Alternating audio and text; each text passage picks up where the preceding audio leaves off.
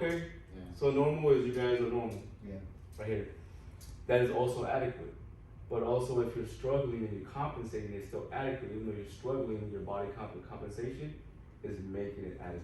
Does that make sense? Yeah, because they said if you're inadequate, they're still gonna put you on supplemental oxygen. Yeah, adequate, but Yeah. you're struggling, but it's adequate because it compensates. It's not Yeah. normal, but it's adequate. It's not. Yeah, because normal is adequate, but me struggling, but me compensating with my backup muscles and increasing my respiration rate, that makes it adequate, even though I'm having difficulty So you breathing. want to bring it back to normal instead of just adequate. Yeah, you just want to give some supplements to help them out a little Yeah. bit. Does that make sense or no? Though? Yeah. Yeah. Okay. All right. Ability. I'm glad you brought that up though. That's something good to bring up. So a patient in respiratory. So there's respiratory distress, respiratory failure, and respiratory arrest. And respiratory distress, that is when somebody's having difficulty breathing, but their body is compensating. And because of that compensation, that makes it adequate. When they go into failure, your body is tired of compensating, so you can't compensate for the lack of breathing over the issue anymore.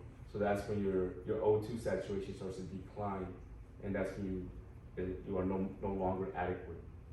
That makes sense. Nate, excuse me. What is one sign that is going to tell you your patient is no longer breathing? It's not a cough, I guess. Your patient is no longer breathing adequately. So let me give you a scenario. Your patient was struggling to breathe. This is your patient right here. But they were still talking to you normal and everything. So the same patient is still having that same struggle, but something is telling you that they are no longer adequate. What is going to give you that? Any abnormal sounds that they might be making, or Let's say that the way they presented physically has not changed. There's no sound difference. They're still struggling just as difficult. It's just as difficult now as it was when you first came on the scene. So the presentation is exactly the same as far as like their body physically acting. The breathing sounds are still the same. okay. So what else would tell you this patient is now going from distress with adequacy to failure inadequate? So what you said physically, nothing has changed. Nothing. So they're still struggling the same. Nothing. Rat sounds are still the same. What else would tell you?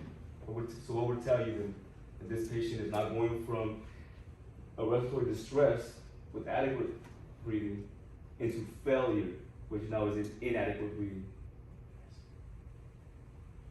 Think of ATP production. That might help you out. The color of their skin is changing. No. So that could be it, but that's not what I'm looking for. Well, okay, you said that they're not bent over, so like they're not struggling like that.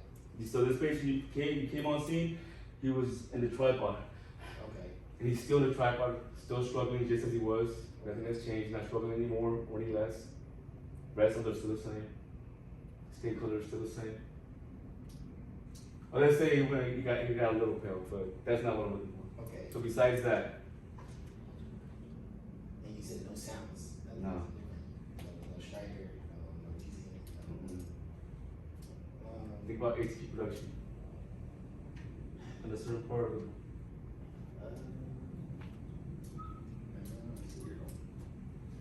Oh, mental status. Mental status. Damn. Why? Why? Because his brain isn't getting good oxygen, so. So it's not like ATP Yeah. in the brain. Cool. So that's gonna be a big giveaway right here. The mental status change is one of the main things that's gonna tell you this patient is going from adequate to inadequate. Okay. All right. So adequate breathing. These are your rates for your adults and for your school-age children and for your infants. If you do not know these, please write these down. So, and then hold up. Yeah. Why do kids breathe more per minute than adults? We talked about this in CPR. You can tell me. The blood has to cycle harder. Why does I'll take that. Why does the blood have to cycle harder? So go faster around the body. So why? Oh, because they have to make up for the, I think it's for oxygen. Like they have to produce. No, you weren't the right track. Why? Their size. Their Body, size. body size, so. That's not it. They have less volume of blood. They have less volume of blood. Oh, yeah. So if they have less volume of blood, it has to go around faster, and they also have to have that O2 intake faster. So that's why they breathe at a faster rate.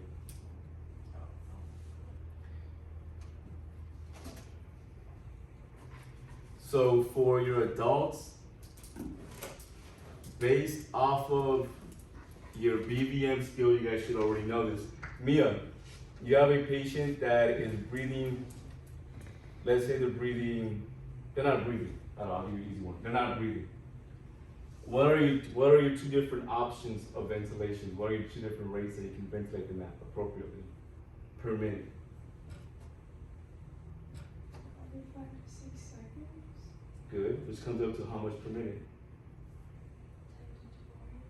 10 to 12, cool. So you want to bring them up to at least 10 per minute when you're ventilating. Now Nate, I'm gonna give you a little bit harder one. Your patient is breathing 4 per minute. 4 per minute. What's the minimum requirement for us to ventilate? Like we have to bring them up to at least what? She just said it. At least what?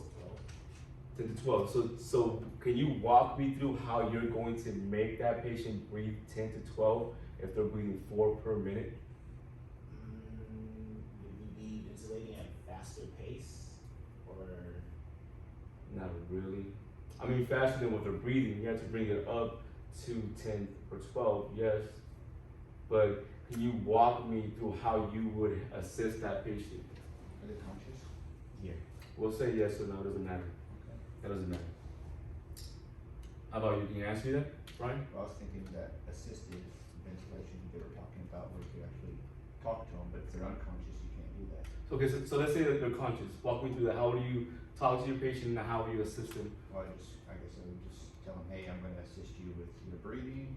I have this, I guess I won't say BVM since we're not using technical terms, but Okay. I'm just gonna say, hey, we're gonna take a breath every 5 to 6 seconds, and I want you to just take a breath when I tell you, and just. That's one good way of doing it. Okay, I like that. Okay, yeah, that's acceptable. So now, Brian, what if this patient is unconscious and they can't follow instructions? How do you do that?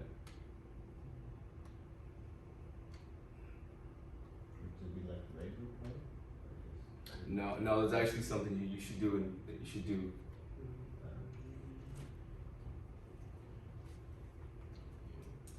They're unconscious, but they're still breathing? They're breathing 4 per minute, so that's not adequate. So we want to bring them up to being adequate. Pump air as they're breathing? Okay, yes, and then, so that's right, that's correct. So you're gonna assist them with their 4. Okay, and then what?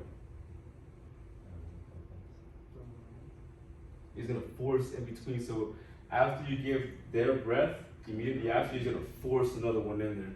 So when they're unconscious, it's a little trickier because you have to kind of find the rhythm of their breathing and then assist them with their breaths and then force air in there.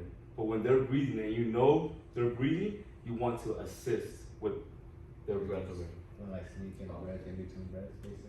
Yeah. Okay, so it's different than when they're apneic. So when they're apneic, you're following You're, a yeah, specific. you're just going 1, 2, 3, 4, When they are 5. breathing, you need to. Okay. Yeah, so Ryan's example was perfect for your patient that's conscious.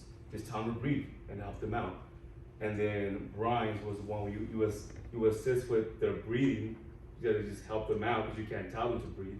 And then just force, and between their breaths, you have to force breaths in to bring them up to at least 10 per minute. All right, who can tell me let's say for just an infant or a child,